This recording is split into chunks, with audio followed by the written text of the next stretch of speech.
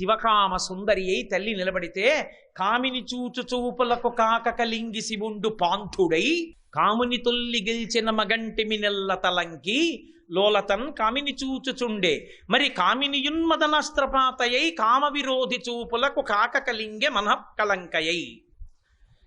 ఓ పక్క పరమశివుడు అత్యంత ఏదో మహాదాహంతో ఉన్నవాడు నీళ్ల వంక చూసినట్టుగా ఆవిడ్ని చూడగానే ఇప్పుడు పాంథుడై అపారమైన కామంతో మహాకామేశ్వరుడై అమ్మవారిని చూస్తుంటే అమ్మవారు కూడా అదే భావనతో పరమశివుడి వంక చూసింది. ఇత పూర్వం మన్మధుణ్ణి కాల్చినవాడు కాముని తొల్లి గెలిచిన మగంటిమి నెల్ల తలంకి కాముణ్ణి కాల్చినవాడు కామమునకు వశుడయ్యాడు. కామిని చూచు చూపులకు కాక కలింగి శివుండు పాంథుడై. ఇది లలితా త్రిపుర సుందరి మహాతల్లి అయినటువంటి శివకామ సుందరి తత్వాన్ని ఆవిష్కరించడం అంటే పద్యంలో. కాబట్టి ఇప్పుడు అలా పట్టుకుని నిలబడినటువంటి ఆ తల్లి యొక్క తత్వ స్వరూపానికి లొంగిపోయాడు పరమశివుడు. లొంగిపోయి ఆవిడ దగ్గరికి వచ్చి, ఇంత గొప్ప తపస్సు చేశావుగా పార్వతి, నిన్ను కళ్యాణం చేసుకుంటున్నానన్నాడు. ఆవిడంది, ఆగండి ఆగండి ఆగండి ఆగండి, ఇలా వద్దు. ఎందుకో తెలుసా, నేను ఎంతో కష్టపడి ఈ అవతారంలో మిమ్మల్ని వివాహం చేసుకుంటున్నాను, కళ్యాణం చేసుకుంటున్నాను. ఈ అవతారంలో శాస్త్రం ఎలా చెప్పిందో అలాగే చేసుకోవాలి. మీరు మా నాన్నగారికి కబురు చేయండి, మీ పిల్లని నాకు ఇమ్మని. కన్యావరుని అంటే మగపిల్లాడి తల్లిదండ్రులు వెతుక్కుంటారు, కానీ ఆడపిల్ల తల్లిదండ్రులు వెతుక్కుంటారని కాదు. అందుకే ఇప్పుడు కళ్యాణ క్రతువులో మీరు చూస్తారు, పెద్దల్ని పిలిచి పండితుల్ని పిలిచి తాంబూలం ఇస్తారు. తాంబూలం ఇచ్చి మా అబ్బాయికి తగిన వరుణ్ణి తగిన వధువు ఎక్కడుందో వెతకమంటే ఆ వధువు ఇంటికి వెళ్ళి అడుగుతారు, అయ్యా మా విశ్వేశ్వరుడికి ఇల్లాలు కావాలి, అందుకని చెప్పేసి మీ అమ్మాయిని ఇవ్వండి అని అడిగితే కన్యాదాత ఒప్పుకుంటాడు. కన్యాదాత ఒప్పుకున్న తర్వాత కళ్యాణం జరుగుతుంది. అందుకే కన్యాదాత ఇంటికి పెడతారు. అందుకని కన్యాదాత స్వగృహమునందు అంటారు వివాహం. మగపెళ్లివారు అక్కడికి రావాలి. కాబట్టి నువ్వు మా నాన్నగారికి కబురు చేసి హిమాలయ పర్వత ప్రాంతమునకు వచ్చి అక్కడ నన్ను కళ్యాణం చేసుకో తప్ప ఇక్కడ ఎవరికీ తెలియకుండా చడి చప్పుడు కాకుండా నిన్ను పెళ్లి చేసుకున్నాను, మన ఇద్దరం ఎప్పుడు ఒకటే కదా, ఆది దంపతులం అని వచ్చేయమంటే నేను రాను. మరి అంత తపస్సు చేసినప్పుడు వరం ఇవ్వద్దు, తప్పకుండా అలాగే అడుగుతాను. ఇప్పుడు ఆవిడ మళ్ళీ తన పుట్టినింటికి వెళ్ళిపోయింది, ఆయన కైలాసానికి వెళ్ళిపోయాడు. వెళ్ళిపోయి సప్తర్షుల్ని అరుంధతీదేవిని పిలిచాడు. పిలిచి వాళ్లతో అన్నాడు, ఇప్పుడు నాకు పార్వతీదేవికి పెళ్ళి అవ్వాలి, అంత తేలికేం కాదు. ఏదో ఆవిడ ఒప్పేసుకుంది నేను ఒప్పేసుకుందని పెళ్ళి అయిపోతుంది అనుకుంటున్నారేమో. ఒక్కనాటికి అంత తేలిగ్గా ఈ కళ్యాణం జరగదు. ఎందుకో తెలుసా, నా తత్వం ఏమిటో అర్థం అవడం చాలా కష్టం. శివుడికి ఏముందంటారు, పిల్లనిచ్చే వాళ్ళకి ఏం కావాలంటే పిల్లాడు ఎంత అందంగా ఉంటాడు, పిల్లాడు ఎప్పుడు పుట్టాడు, ఆయన వయస్సు ఎంత, ఆయనకి ఏముంది. ప్రత్యేకించి శివుడు అన్నాడు, కూతుల పెండ్లి చేయునడలన్ వాచాలకులు తల్లులే అని లోకంబులు పల్కుగావున సతీని వద్రీషు ఇల్లాలతో ఈ కన్యకున్ వరుండు తగు మీరు ఊహింపగా నేలవనరంజిమ్మని కార్యంబు ఘటింపగా పలుకుమీ అంబోజ పత్రేక్షణ. ఓ అరుంధతి, నువ్వు లోపలికెళ్ళి మాట్లాడు మేనకాదేవితో. ఎందుకో తెలుసా, కూతుల పెండ్లు చేయునెడలను వాచాలకులు తల్లులే అని లోకంబులు పలుకుగావునా. చాలా మంచి సంబంధమే, చాలా మంచి సంబంధమే అని తండ్రి అంటాడు. ఆడవాళ్ళు తీరా పెళ్లి దగ్గర పడిపోయిన తర్వాత ఏమిటండి, వియ్యపురాలు ఆవిడే నాకు వియ్యపురాలు ఏంటి, నేను ఆవిడికి వియ్యపురాలని కానా, మన్నీ మర్యాదకు అడగక్కర్లేదా, మీరేం పట్టుచీర కట్టుకుంటారు వదిన గారు అని, పట్టుచీర కొని పెట్టడానికి నన్ను తీసుకెళ్ళచ్చు కదా. చూడండి ఇంత మర్యాద చేసాం, వాళ్ళు మనకేం మర్యాద చేశారు, బంగారంలా పెంచుకున్న పిల్లని ఏమిటో ఇప్పుడు చేసుకున్న తర్వాత తెలుస్తోంది వాళ్ళేమిటో, వాళ్ళ గొప్పతనం ఏమిటో తీసుకెళ్ళి అక్కడ ఇచ్చాం అని ముందు మాట్లాడేది ఎవరంటే తల్లే లోకంలో అని శివుడు అన్నాడు. నేను అంటలేదు, లోకాలున్నాయన్నాడు. ఎందుకంటే ఈ విషయంలో గొడవ పెట్టుకోవడం ఆయనకి ఇష్టం లేదు. కూతుల పెండ్లి చేయునెడలన్ వాచాలకులు తల్లులే అని లోకంబులు పల్కుగావున సతీని వద్రీషు ఇల్లాలితో. మేనకాదేవి దగ్గరికి వెళ్ళి ఏం చెప్తావో తెలుసా, కన్యకున్ వరుండు తగు. అమ్మా నువ్వు అంత ఆలోచించక్కర్లేదు, ఊహింపగానేలా ఇద్దరికి సరిపోతుందమ్మా, చాలా బాగుంటారమ్మా అని నచ్చచెప్పి కార్యంబు ఘటింపగా పలుకుమీ అంబోజ పత్రేక్షణ. నాకు పార్వతీదేవికి పెళ్ళయ్యేటట్టుగా చూడమ్మా అరుంధతే అని బతిమలాడుకుని సప్తర్షుల్ని పిలిచి అన్నాడు, పెళ్లి చేసేటప్పుడు కొంతమంది ఉండాలి, 5 లేని పెళ్లి చేయకూడదన్నారు. బలము మిగుల కలవారు, బుద్ధి నిపుణత కలవారు, బుద్ధి నీతి కలవారు, నిపుణత కలవారు, సంపద కలవారు, నిర్మలత కలవారు వివాహతతికి కావలయు ధరన్. ఎప్పుడైనా పెళ్లి చేసేటప్పుడు 5గురు ఉండాలి, బలము మిగుల కలవారు, మంచి బలవంతులైన వాళ్ళు ఉండాలి. అన్నం అంతా తయారైపోయింది, విస్తర దగ్గరికి పట్టుకెళ్ళండి అంటే అందరూ నడువొంగిపోయిన వాళ్ళు, సీనియర్ సిటిజన్లు, 1/3 టికెట్లు కొనుక్కున్న వాళ్ళు అనుకోండి, పట్టుకెళ్ళేవాడేవాడు. కాబట్టి కాస్త మోయడానికి చేయడానికి కాస్త ఓపిక ఉన్న వాళ్ళు ఉండాలి. రాత్రి 9 అయ్యేటప్పటికి నిద్ర అవ్వాలి, తెల్లారి 6 అయితే కానీ లేవలేనన్న వాళ్ళందరూ పెళ్లికి వచ్చారనుకోండి, ఎందుకు పనికి వస్తారంటే అందరూ వంటింట్లో కూర్చుంటారు వీళ్ళ సిద్ధాంతాలన్నీ చెప్పడానికి, పనికి మేలని సంప్రదాయాలు చెప్పడానికి. శాస్త్రం తెలుసున్నవాడు ఉండాలి, అందుకని బలము ఒంటికి ఉన్నవాడు ఉండాలి, నిపుణత కలవాడు ఉండాలి. ఈ పని ఇలా చేయండి అని చెప్పే మా గోపాలకృష్ణ గారు లాంటి వాడు ఉండాలి. కాబట్టి నిపుణత కలవారు, బుద్ధినీతి కలవారు, మంచి బుద్ధితో నీతి చెప్పేటటువంటి వాళ్ళు ఉండాలి. అలా ఉండకూడదా, ఇలా ఉండు, ఇలా చేయి, చక్కగా ఇలా ఉండండి అని చెప్పేవాళ్ళు ఉండాలి. నిర్మలత కలవారు, మనసులు స్వచ్ఛమైన వాళ్ళు అయి ఉండాలి, అంతేకాని వాళ్ళకి వీళ్ళకి దెబ్బలాడ పెట్టేవాళ్ళు అయి ఉండకూడదు. నిర్మలత కలవారు, దీనికి తోడు సంపద కలవారు, డబ్బులున్న వాళ్ళు కూడా పెళ్లిలో దగ్గర ఉండాలి. ఎందుకని డబ్బంతా తెచ్చి మూట కట్టుకుని బొడ్డు కట్టు కూర్చోడుగా పీటల మీద, ఏదో ఇంకో 50 కేజీలు బియ్యం, ఇంకో 25 కేజీలు పెసరపప్పు, ఇంకో 50 కేజీలు కందిపప్పు తెప్పించాల్సి వచ్చింది. ఇప్పుడు ఆయన డబ్బులు ఎక్కడ ఉన్నాయో బ్యాంకులోంచి డ్రా చేయలేదండి, ఏటీఎం కార్డు ఎక్కడ పెట్టానో మర్చిపోయానంటే సిగ్గు. అందుకని వెంటనే మోహన్ రావు గారు లాంటి వాడు ఉండాలి పక్కన ఉండి, గురుగారు అలా కూర్చోండి అని చెప్పి తెప్పించేసి పెళ్ళంతా అయిపోయిన తర్వాత ఎన్ని ఇచ్చారు అని అడిగి ఇవ్వాలి.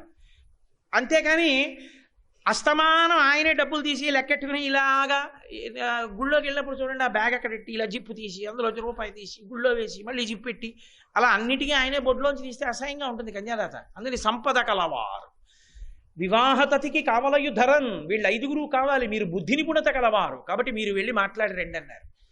వెళ్ళారు. అబ్బో ఎంత ప్రహసనం జరిగిందో నేను ఎక్కడ చెప్పను. 3 రోజుల్లో పార్వతీ కళ్యాణం అంటే వెనక చెయ్యాలయ్యే క్రతువు, కాబట్టి తేల్చేస్తాను. వెళ్ళారు, మాట్లాడారు, మేనకాదేవిని ఒప్పించారు. ఒప్పించారన్న మాటలోనే మీకు అర్థమై ఉంటుంది. సప్తర్షుల గుండెలు గుభిల్లు అన్నాయి మేనకాదేవి వస్తుంటే. హిమవంతుడు ఒప్పుకున్నాడు కానీ ఆవిడ లోపలికి వస్తున్నప్పుడు అరుంధతి వంక చూసి, అమ్మ నువ్వు మాట్లాడు ఆవిడితో అన్నారు. ఎందుకంటే ఆడవారిని ఒప్పించడం అంత కష్టం. ఇన్ని చెప్పి పాపం చెప్పారు, అన్నీ ఒప్పుకున్నారు, చాలా సంతోషించారు సప్తర్షులు. అరుంధతి మళ్ళీ కైలాసానికి వచ్చారు. అయ్యా ఏం చెప్పమంటావు, ముందు పెళ్లి కొడుకు ఏం చెప్పాలి, పెళ్లి కూతురు ఎంత అందంగా ఉందో చెప్పాలి కదా. నీ కట్నం ఇస్తారు, కానుకలు ఇస్తారు, ఆయనకి ఎందుకు, ఆయన అవన్నీ పుచ్చుకునేవాడు కాదు. నీలాహిమేని కంటెను నీలానుల కంటే ఇంద్ర నీలము కంటె నీల రుచి పోలు నంబిక నీలాలకలేమి చెప్ప నీలగ్రీవా. ఓ నల్లని కంఠం ఉన్నవాడా ఏం చెప్పమంటావు, నల్లత్రాసి ఎలా ఉంటుందో అటువంటి కాంతి ఆ అమ్మాయి శరీరం. అబ్బబ్బో అసలు ఇంద్రనీలం అని ఎలా ఉందో అలా ఉంటుంది. ఆ జుత్తు మేము చెప్పలేము, అంత అందంగా ఉంటుంది. పురుషుడికి వ్యామోహకారకం స్త్రీ జుత్తే కాదు. అసలు రహస్యం ఏమిటంటే ధునోతుధ్వంతన్నస్తులిత దళితేందీవరవనం ఘన స్నిగ్ధ లక్షణం చిగురు నికురంబం తపసివే అంటారు శంకర భగవత్పాదులు. అమ్మవారి నల్లని జుత్తుని ఎవరు ధ్యానం చేస్తారో వాళ్ళకి అజ్ఞానపు చీకట్లు విచ్చిపోతాయి. అంత గొప్ప జుత్తు ఆవిడ. కాబట్టి అంత గొప్ప జుత్తు. అసలు అంతవరకు ఎందుకని శివ మీకు ఒకటి చెప్పనా, పనికిమాలిన కవులు లోకంలో తప్పు రాస్తున్నారు. అమ్మవారి లలాటాన్ని ఎప్పుడు చంద్రుడితో పోలుస్తుంటారు. బాలేందుడు చంద్రానన పాలముతో సాటి ఎనుచు పలుకుదురు కవుల్. బాలిక పాలరుచులపై బాలేందుండెంతవాడు పాలేందుదర. ఆయన వంకే చూపించి బాలచంద్రుడిని ధరించిన ఓ శంకరా, చంద్రశేఖరుడు మురిసిపోతున్నావు. ఏమిటో ఉపమానం చెప్పడం చేత కాక ఆవిడ లలాటం చంద్రరేఖలా ఉంటుంది అంటారు, కానీ అసలు ఆవిడ నుదిటి కాంతి ఎక్కడా, ఈ చంద్రుడి కాంతి ఎక్కడ, అర్థం ఉందా, ఇద్దరికి పోలికుందా? అలా ఉంటుంది ఆవిడ లలాట కాంతే. అలాంటి పెళ్లి కూతురుని అదృష్టం లేవయ్యా అన్నారు. అబ్బో ఇంకా చాలా చెప్పారు, అన్నీ చెప్పినట్టే. కాబట్టి ఇప్పుడు మీకు ఇద్దరికీ కళ్యాణం, కాబట్టి ఇంకా బయలుదేరు, శుభలగ్న పత్రిక రాయించేస్తున్నాం అన్నారు. చాలా సంతోషం, బయలుదేరదాం, మన వైపు వాళ్ళందరికీ కబురు చేయండి అన్నాడు. ఈలోగా ఏం చేశారంటే ఋషులు, తపస్సులు, దేవతలు అందరూ శివుడి దగ్గరికి వెళ్ళారు. ఆయన కాళ్ళ మీద పడి నమస్కారం చేశారు. ఏమర్రా మీకు ఏం కోరిక చెప్పండి తీర్చేస్తానన్నాడు. భోళాశంకరుడు అంటే వాళ్ళు అన్నారు, పరమేశ్వర మీరు పార్వతీ కళ్యాణం కానీ వెళ్ళి హిమవత్ పర్వతం మీద చేసుకుని మేనకాదేవి నీళ్లు పోస్తూ ఉండగా హిమవంతుడు కాళ్ళు కడుగుతూ ఉండగా కన్యాదానం కాని బుచ్చుకుంటే మాకు పెద్ద ఇబ్బంది వస్తుంది. మోక్షాన్ని పొంది హిమవత్ పర్వతం అదృశ్యమైపోతుంది.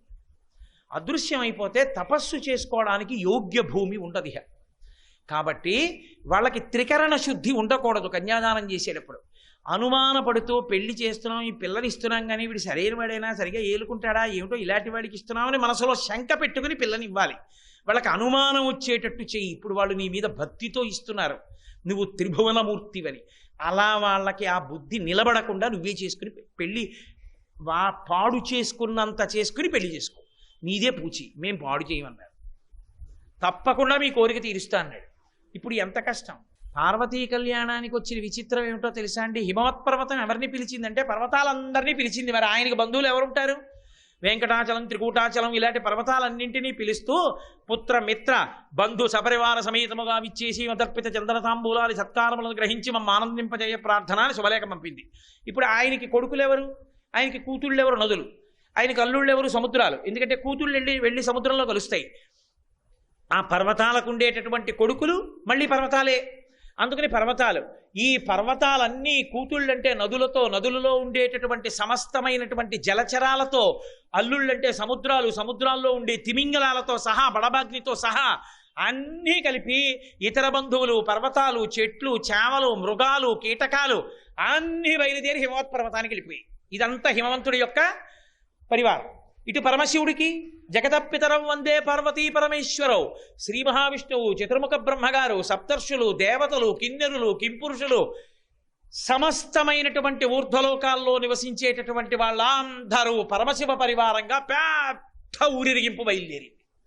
ఇంతమంది ఇటు, అంతమంది అటు, అందరూ కలిసి హిమవత్పర్వతం చేరుకున్నారు. కిష్కింధకాండలో వానరాలు చేరుకున్నట్టు. ఇప్పుడు ఈయన వాళ్ళకి మనసు పాడి చేసి కదూ కళ్యాణం చేసుకోవాలి. అందుకని నారదుడు మేనకాదేవి దగ్గరికి వచ్చి, అమ్మాయి ఏం చెప్పమంటావు? మీ అల్లుడి వైభవం, మీ అల్లుడి గొప్పతనం అబ్బో చెప్పడానికి అలవి కాదు. ఎంత గొప్పవాడో తెలుసా? మీ అల్లుడితో సమానంగా 5 ముఖాలు ఉండేవి. బ్రహ్మగారికి గిల్లేశాడంతే. నకేభ్యసంతసన్ ప్రథమ మధనాదంధకరిపో, గిల్లేశాడమ్మా 5వ తలకాయ. అంత గొప్పవాడు. అంటే పాపం పెళ్లిపీటల దాకా ఎక్కడ ఆగుతాను లేవయా, ఒక్కసారి చూస్తాను, మా అల్లుడిని చూపించండి ఆవిడ. అంటే గవాక్షం మీదకి రామ్మ, మగపెళ్లి వారు వస్తున్నారు చూపిస్తానన్నాడు. అంటే ఆవిడ వెళ్ళి బాల్కనీ అనుకోండి, గవాక్షంలో నించుంది. మొట్టమొదట ఋషులు వెడుతున్నారు. అందులో తేజోవంతులైన ఋషుల్ని చూపించి, ఆయనేనా మా అల్లుడు అంది. అబ్బెబ్బెబ్బే, వీళ్ళందరూ మీ అల్లుడి గురించేనమ్మా పూజ చేస్తారు. అలాగా యక్షులు వెళ్ళిపోయారు, గంధర్వులు వెళ్ళిపోయారు, కిన్నెరులు వెళ్ళిపోయారు, కింపురుషులు వెళ్ళిపోయారు, కుబేరుడు వెళ్ళిపోయాడు. చతుర్ముఖ బ్రహ్మగారు 4 ముఖాలతో వేదం చెప్తూ చుట్టూ ఋషులందరూ కొలుస్తుండగా బ్రహ్మవాదులతో కలిసి వెడుతున్నాడు. ఆయనేనా మా అల్లుడు అంది. కాదమ్మా, కింకరుడు 5వ తల గిల్లేశాడు ఆయనకి. బ్రహ్మస్థానంలో కూర్చోవడానికి వస్తున్నాడు, మీ అల్లుడి పెళ్లి చేయించడానికి వస్తున్న బ్రహ్మగారమ్మ, ఆయన పెళ్లి కొడుకు కాదు. ఓహో అలాగా. వెనకాల సశంఖ చక్రం, సకిరీట కుండలం, సపీత వస్త్రం, సరసీరుహెక్షణం, సహారభక్షస్థల శోభికౌస్తుభం, నమామి విష్ణం శిరసా చతుర్భుజం, నారాయణమూర్తి వస్తున్నారు. ఈయనేనా మా అల్లుడంది. అంత పెద్ద వైభవం ఆ చుట్టూ ఉన్న వాళ్ళని చూసి, అబ్బెబ్బెబ్బెబ్బే, మీ అల్లుడికి ఇతనికి తేడా చెప్పడం కష్టం, కానీ ప్రస్తుత మాత్రం మీ అల్లుడు కాడు. ఈయన కూడా మీ అల్లుడినే పూజ చేస్తాడు. పూజ చేస్తే సుదర్శన చక్రం ఇచ్చాడు. ఆయనకి అన్నీ ఇచ్చి అనుగ్రహించి తన శరీరంలో సగభాగం కూడా ఇచ్చాడు. హరిహరమూర్తి వచ్చింది అందుకే. ఓహో, మా అల్లుడు ఎంత గొప్పగా ఉంటాడో అనుకుని అలా చూస్తోంది. ఎప్పుడు పిచ్చి తల్లి గుక్కుడు పాలు తాగి తెల్లారకట్ట నించుంది. సాయంకాలం అవుతోంది, ప్రదోష వేళ. ఇంతమంది వెళ్ళిపోతున్నారు, కనపడ్డ అల్లుడు అదిగదిగో వస్తున్నాడమ్మా, నేను చూపిస్తాను కదా, నువ్వు అడక్కు, నేను చూపిస్తాను, అలా చూస్తుండు ఉత్సవాన్ని. అలా చూస్తోంది. పాపం కాళ్ళు పీకులు ఎడుతున్నాయి.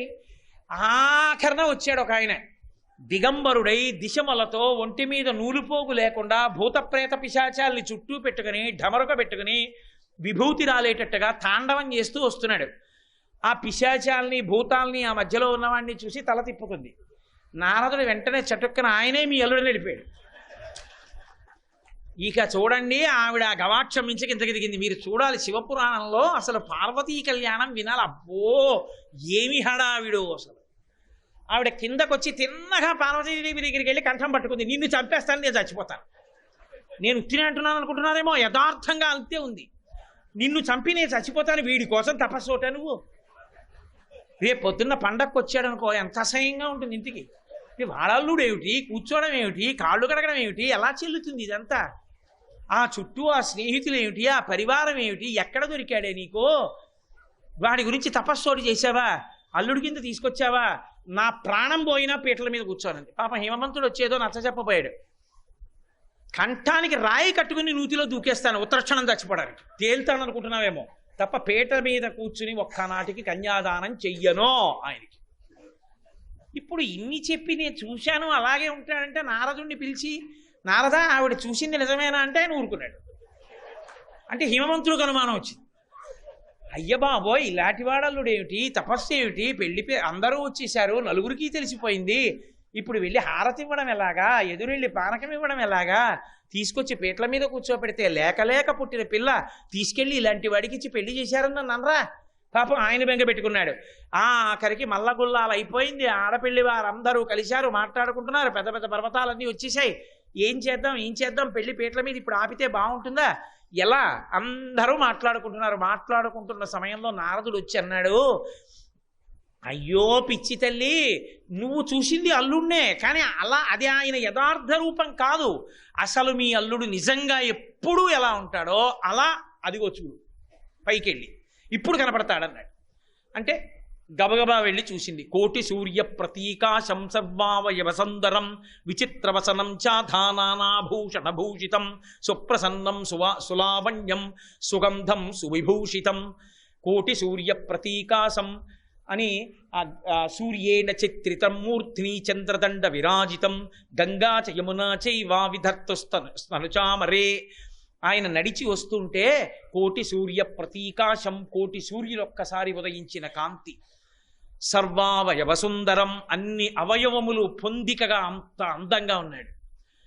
విచిత్రవసనం చాధ, అద్భుతమైన పట్టుబట్ట కట్టుకున్నాడు. నానాభూషణభూషితం సుప్రసన్నం సులావణ్యం సుగంధం సుమనోహరం గౌరాభం ద్యుతి సంయుక్తం చంద్రరేఖా విభూషితం.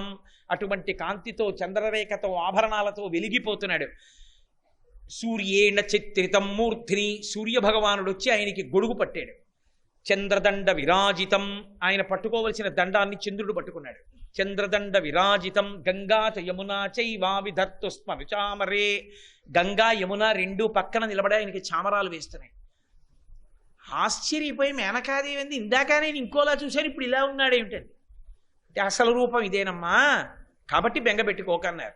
అసలు రూపం ఇదే అంటున్నావు, బాగానే ఉంది, కానీ ఇందాక కనపడ్డట్టే ఎప్పుడైనా కనపడతాడా అని అడిగింది ఆవిడ.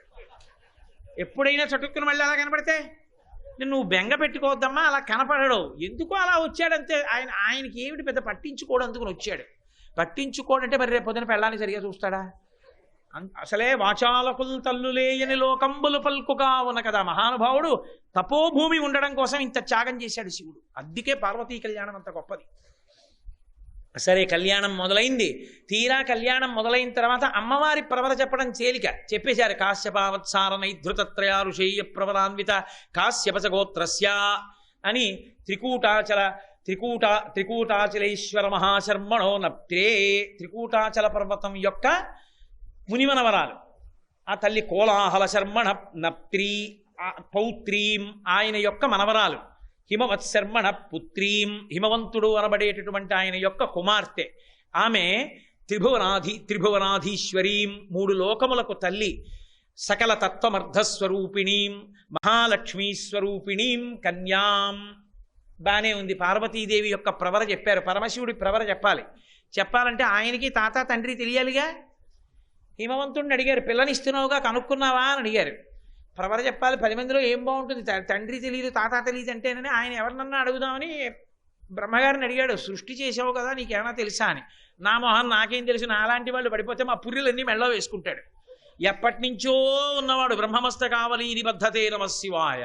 ఆయన పుట్టుక నాకేం తెలుసు, ఆయనకి తండ్రో తాతో నాకు ఎప్పుడూ తెలియదు, నేనే ఆయనలోంచి వచ్చాను, నాకు తెలియదు అన్నాడు. శ్రీ మహావిష్ణువుని అడిగారు, అంతకన్నా తెలియదు నాకు అసలు తెలియదు, నాకన్నా ఎప్పటి నుంచో ముందు ఆయన ఉన్నాడు, ఆయన ఉత్పత్తిలోనే నేను వచ్చాను, అందుకు నాకు తెలియదు. అప్పుడు ఋషుల దగ్గరికి వెళ్ళారు, మీరు ఏమైనా ఎప్పుడైనా చదివారా, ఎక్కడైనా మీకు ఏమైనా తెలుసా ఆయన ఎవరి పిల్లాడో అని. మాకేం తెలియదు అన్నారు. ఆయన్నే వెళ్ళి పెళ్లిపీటల మీదకి వెళ్ళాక మీ నాన్నగారు ఎవరు బాబు అంటే బాగుంటుందా? బాగుండదు. నారదుడు వీణ వాయించుకుంటున్నాడు మహతి, ఆయన దగ్గరికి వెళ్ళి వీణ పట్టుకున్నాడు బ్రహ్మగారు. బుద్ధి లేకుండా ఇప్పుడు వీణ ఏమిటి కచేరీ, ఓ పక్కేమో ప్రవర తెలియక మేం చేస్తుంటాను. ఇప్పుడు నారదుడు అన్నాడు, ఆయన నాదస్వరూపుడు, ఆయనకి తల్లి ఏమిటి, తండ్రి ఏమిటి, ఆది ఏమిటి, అంతం ఏమిటి, కాబట్టి ఆయనకి ఎలా ప్రవర చెప్పాలో నేను చెప్తాను, అలా చెప్పండి అన్నాడు. అప్పుడు ఆయనకి నిర్గుణ, నిరంజన, నిరామయ, నిర్వికల్ప, నిరాఖ్యాత, పంచారుషేయ ప్రవరాన్విత పరమశివ గోత్రస్య.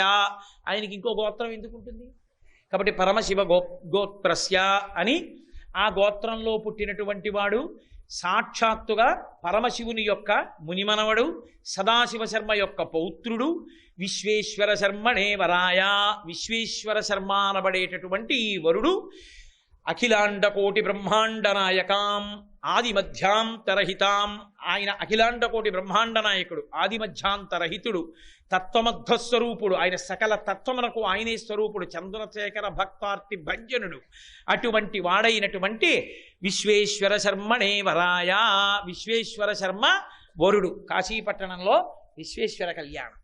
అందుకే శివ కళ్యాణం అనకూడదు, పార్వతీ కళ్యాణం అనాలి. జీవుడి వైపు నుంచి బ్రహ్మాన్ని పొందుతారు, జీవ బ్రహ్మైక్య సిద్ధి. అందుకే కళ్యాణంలో భగవత్ కళ్యాణం చేసేటప్పుడు అందరూ కన్యాదాతలే, కానీ పీటల మీద ఎంతమంది కూర్చున్నా భగవంతుడి వైపు నుంచి ఉండరు తల్లిదండ్రులు.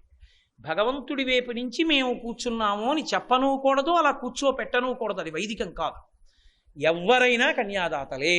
ఎందుచేత అంటే అది కళ్యాణం. కళ్యాణం పార్వతీ కళ్యాణం, సీతా కళ్యాణం, రుక్మిణీ కళ్యాణం.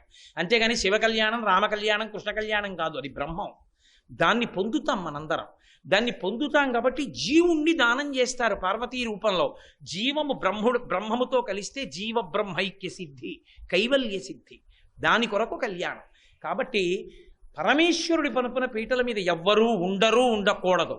ఒక్క పార్వతీదేవి పరుపునే ఉంటారు. ఈ 2 జంటలు కూర్చొనివ్వండి, 3 జంటలు కూర్చొనివ్వండి, 300 జంటలు కూర్చొనివ్వండి, ఎంతమంది కూర్చున్నా అందరూ కన్యాదాతలే కళ్యాణంలో. తప్ప వేరొకలా ఉంటుందా? అసలు కల్పన లేదు, అలా చేయించకూడదు. కాబట్టి ఆడపిల్ల తరపున చక్కగా ఆ మేనక హిమవంతులు కూర్చున్నారు, కన్యాదానం చేశారు, నీళ్లు పోశారు, కాళ్ళు కడిగారు, పార్వతీదేవిని పరమశివుడికిచ్చి వివాహం చేశారు. అక్కడతో అమ్మయ్య పార్వతీ కళ్యాణం అయిపోయిందన్నారు. చీరలు సారెలు అన్నీ ఇచ్చారు. సంతోషంగా తల్లి కైలాస పర్వతం మీదకి బయలుదేరింది. డుంఠి గణపతి అని కాశీపట్టణంలో అత్యంత ప్రాముఖ్యత వహించినటువంటి స్వరూపం. యథార్థమునకు కాశీపట్టణాన్ని 56 మంది గణపతులు అన్ని వైపుల నుంచి ఎల్లకాలముల యందు రక్షిస్తూ ఉంటారు అని. పార్వతీ పరమేశ్వర పుత్రుడైనటువంటి ఆ గణపతి సర్వకాలముల యందు కాశీపట్టణాన్ని రక్షించేటటువంటి వారిలో ఆయన ఒకరు. ఆయన ఒక్క కాశీలోనే పంచక్రోశ విస్తీర్ణమైనటువంటి కాశీ చుట్టూ 56 మంది గణపతుల రూపంలో ఉంటారు అని ప్రశస్తి. అటువంటి గణపతికి ఒక్క కాశీపట్టణంలో మాత్రం డుంఠి గణపతి అని పేరు. ఇంకెక్కడ కూడా ఇలా డుంఠి గణపతి అన్న పేరు లేదు. అథవా దక్షిణ దేశంలో క్షిప్ర గణపతి అని ఉంది. సరే, ఇతర గణపతి స్వరూపాలు శ్రీకాళహస్తి క్షేత్రం వంటి క్షేత్రాల్లో చాలా గణపతి స్వరూపాలు కనపడతాయి. కానీ డుంఠి గణపతి అన్న పేరు ఇంకెక్కడా కనపడదు, ఒక్క కాశీపట్టణంలోనే కనపడుతుంది. అలా కనపడడానికి ఒక ప్రత్యేకమైన కారణం చెప్తారు.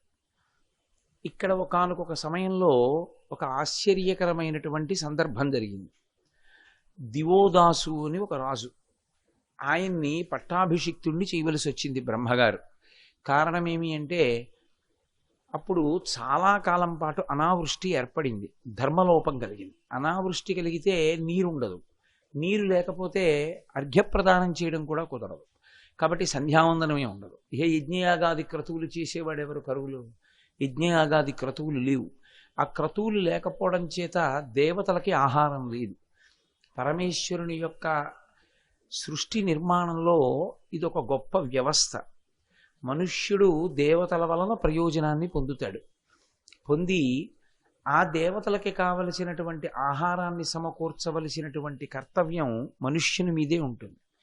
దానికి వేదాన్ని ప్రమాణంగా స్వీకరించి యజ్ఞయాగాది క్రతువులు నిర్వహిస్తారు. నిర్వహించి ఆ యజ్ఞము లేదా యాగము అందులో ఉండేటటువంటి అగ్నిహోత్రము ద్వారా హవిస్సునిచ్చి దేవతలకి పంపుతారు. దేవతలు ఆ ఆహారం తీసుకుని వాళ్ళు అనుగ్రహిస్తారు మనుష్యకోటిని. లోకాస్ సమస్తాస్ సుఖినో భవంతు అన్నప్పుడు జరగవలసింది ఏమిటి? ఏ కాలమునందు వర్షం పడాలో ఆ కాలమునందు వర్షం పడాలి. ఏ కాలమునందు వర్షం పడకూడదో ఆ కాలమునందు పడకుండా ఉండాలి. అతివృష్టి ఉండకూడదు, అనావృష్టి ఉండకూడదు. నెలకి 3 వానలతో చక్కగా సస్యశ్యామలంగా ఉండాలి. అలా ఉండాలి అంటే ప్రజల్ని ధర్మ మార్గమునందు నడిపించగలిగినటువంటి వాడై ఉండాలి ప్రభు. ధర్మము అన్న మాటకు అర్థం ధ్రియతేవా జనైరితి ధర్మం. ఏది పట్టుకోబడుతుందో దాన్ని ధర్మము అంటారు. పట్టుకోవడము అంటే అనుష్ఠించడం. తెలుసుకుని ఉండడం వల్ల ప్రయోజనం ఉంటుందా అంటే తప్పకుండా ఉంటుంది. అసలు తెలియనివాడు ఏమిటి అనుష్ఠిస్తాడు? అనుష్ఠించలేడు. ఎప్పుడో అప్పుడు తెలిసిందనుకోండి, అనుష్ఠానం వైపుకి వెడతాడు. కానీ ఎంత తెలుసుకున్నా అనుష్ఠించకుండా ఉండడం అనేటటువంటి పద్ధతి ఉందే, అది చాలా ప్రమాదకరం. లేదా ఇది ఇలా చెయ్యాలి, ఇలా చేస్తే అభ్యున్నతి సమకూడుతుంది, ఈ విషయం తెలుసు. కానీ ఆయన మాత్రం తెలుసుకున్న దాన్ని అనుష్ఠాన పర్యంతంలోకి తీసుకురాడు. అంటే వేదమును ప్రమాణముగా అంగీకరిస్తాడు.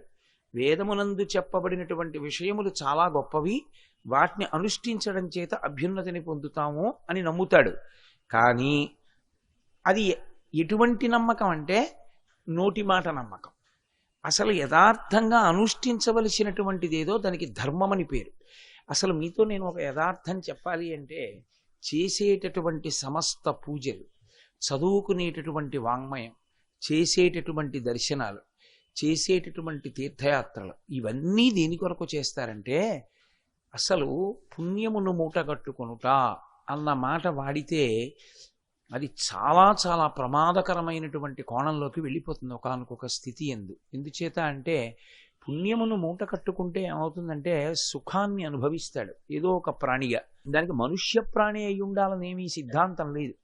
శ్రీ ఉమామహేశ్వర పరబ్రహ్మార్పణమస్తు.